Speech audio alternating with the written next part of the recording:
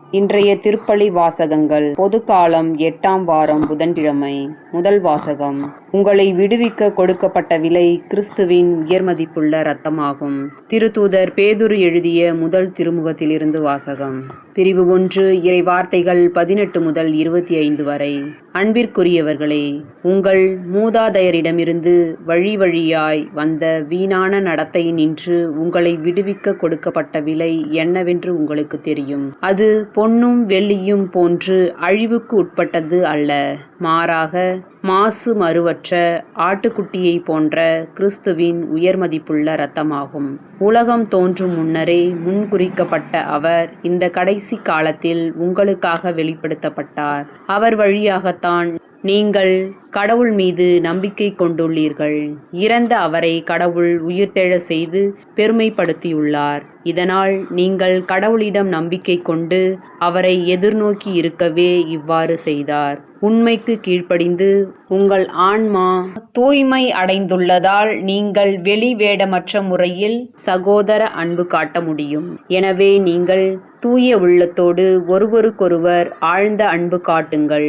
நீங்கள் அழியக்கூடிய வித்தினால் அல்ல, மாறாக உயிருள்ளதும் நிலைத்திருப்பதுமான அழியா வித்தாகிய கடவுளின் வார்த்தையால் புதுப்பிறப்பு அடைந்துள்ளீர்கள். ஏனெனில் மானிடர் அனைவரும் புல்லை போன்றவர். அவர்களது மேன்மை வயல்வெளி பூவை போன்றது. புல் உலர்ந்து போம், பூ வதங்கி விழும். நம் ஆண்டவரின் வார்த்தையோ என்றென்றும் நிலைத்திருக்கும். இவ்வார்த்தையே உங்களுக்கு அறிவிக்கப்பட்ட நற்செய்தி. ஆண்டவரின் அருள்வாக்கு. இறைவனுக்கு நன்றி. பதிலுரை பாடல். திருப்பாடல் 147. வசனங்கள் 12, 13, 14, 15, 19 மற்றும் 20. பல்லவி. எருசலேமே, ஆண்டவரை போற்றுவாயாக. எருசலேமே, ஆண்டவரை போற்றுவாயாக. சீயோனே, உன் கடவுளை புகழ்வாயாக. அவர் உன் வாயில்களின் தாழ்களை வலுப்படுத்துகின்றார். உன்னிடமுள்ள உன் பிள்ளைக்கு ஆசி வழங்குகின்றார். பல்லவி. எருசலேமே, ஆண்டவரை போற்றுவாயாக. அவர் உன் எல்லை புறங்களில் அமைதி நிலவ செய்கின்றார். உயர்தர கோதுமை வழங்கி உன்னை நிறைவடைய செய்கின்றார். அவர் தமது கட்டளையை உலகினுள் அனுப்புகின்றார். அவரது வாக்கு மிகவும் விரைவாய் செல்கின்றது. பல்லவி. எருசலேமே, ஆண்டவரை போற்றுவாயாக. யாக்கோப்புக்கு தமது வாக்கையும் இஸ்ரேலுக்கு தம் நியமங்களையும் நீதி நெறிகளையும் அறிவிக்கின்றார். அவர் வேறெந்த இனத்துக்கும் இப்படி செய்யவில்லை. அவருடைய நீதி நெறிகள் அவர்களுக்கு தெரியாது. பல்லவி. எருசலேமே, ஆண்டவரை போற்றுவாயாக. நற்செய்திக்கு முன் வாழ்த்துளி. அல்லேலுயா, அல்லேலுயா. மானிடம் மகன் தொண்டு ஏற்பதற்கு அல்ல, மாறாக தொண்டு ஆற்றுவதற்கும் பலருடைய மீட்புக்கு ஈடாக தம் உயிரை கொடுப்பதற்கும் வந்தார். அல்லேலுயா, அல்லேலுயா. நற்செய்தி வாசகம். எருசலேமில் மானிட மகன் தலைமை குருக்களிடமும் மறைநூல் அறிஞர்களிடமும் ஒப்புவிக்கப்படுவார். மார்க்கு எழுதிய தூய நற்செய்தியிலிருந்து வாசகம். அதிகாரம் 10, இறை வசனங்கள் 32 முதல் 45 முடிய. அக்காலத்தில் சீடர்கள் எருசலேமுக்கு போகும் வழியில் சென்று கொண்டிருந்தார்கள். இயேசு அவர்களுக்கு முன் போய்க் கொண்டிருந்தார்.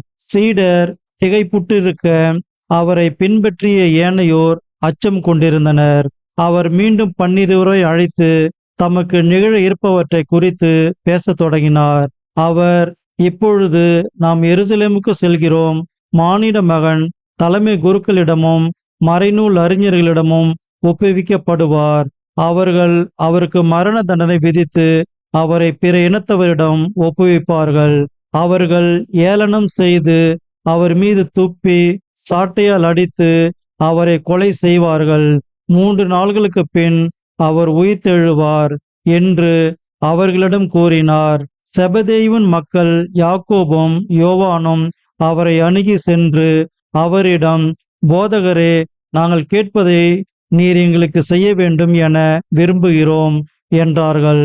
அவர் அவர்களிடம், நான் என்ன செய்ய வேண்டும் என்று நீங்கள் விரும்புகிறீர்கள் என்று கேட்டார். அவர்கள் அவரை நோக்கி, நீர் அரியணையில் இருக்கும்போது எங்களுள் ஒருவர் உமது வலப்புறமும் இன்னொருவர் உமது இடப்புறமும் அமர்ந்து கொள்ள எங்களுக்கு அருளும் என்று வேண்டினர். இயேசுவோ அவர்களிடம், நீங்கள் என்ன கேட்கிறீர்கள் என உங்களுக்கு தெரியவில்லை. நான் குடிக்கும் துன்பக் கிண்ணத்தில் உங்களால் குடிக்க இயலுமா?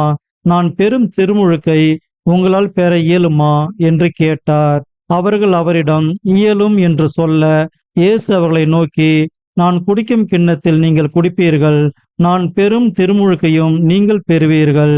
ஆனால் என் வலப்புறத்திலும் இடப்புறத்திலும் அமரும்படி அருளுவது எனது செயல் அல்ல, மாறாக அவ்விடங்கள் யாருக்கு ஏற்பட செய்யப்பட்டுள்ளதோ அவர்களுக்கே அருளப்படும் என்று கூறினார்.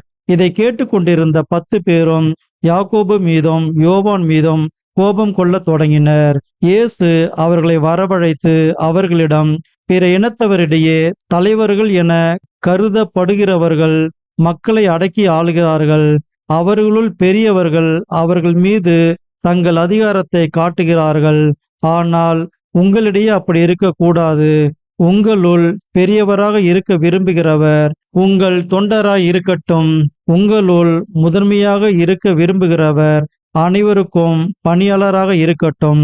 ஏனெனில் மானிட மகன் தொண்டு ஏற்பதற்கு அல்ல, மாறாக தொன்று ஆற்றுவதற்கும் பலருடைய மீட்புக்கு ஈடாக தம் உயிரை கொடுப்பதற்கும் வந்தார் என்று கூறினார். ஆண்டவரின் அருள்வாக்கு. கிறிஸ்துவே உமக்கு புகழ்.